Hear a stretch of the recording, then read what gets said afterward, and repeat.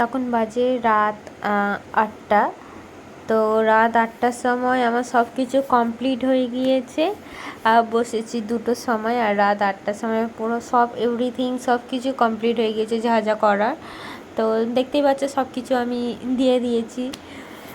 তো এবছর আমার ইচ্ছা ছিল যে আমার হাতের তৈরি গোপালের কেক খাওয়াবো। গোপাল বলতে আমাদের সত্যি গোপাল নেই, আমি একটা এঁকেছি আর একটা দিদির ছেলে এঁকেছে, তো সেইটা নিয়ে আমরা করি। আমি 3 বছর এনে করছি।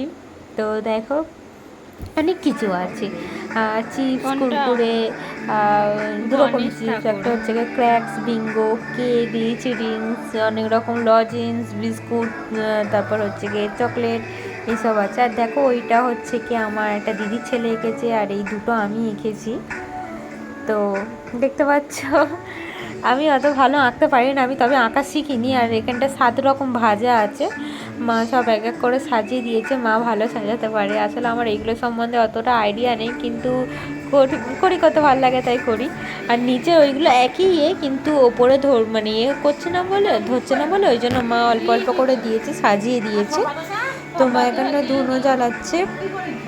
আর আমাদের সত্যি ঠাকুরমশাই আসে না, তো আমরা ডাকি না, কেননা মা কৃষ্ণের 108টা নাম করে, তারপরে কৃষ্ণের হচ্ছে কে অনেক করে যেসবে থাকে ওইগুলো করে।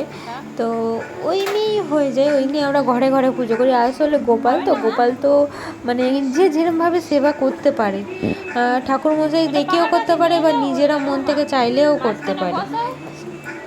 তো এখানটা মা ধূপ ধুনো দিয়ে দিচ্ছে। হ্যাঁ, আর আমি বারবার ওইগুলো দেখাচ্ছি। তো আমি মাকে বলছিলাম পাকার তলায় নিয়ে যাও।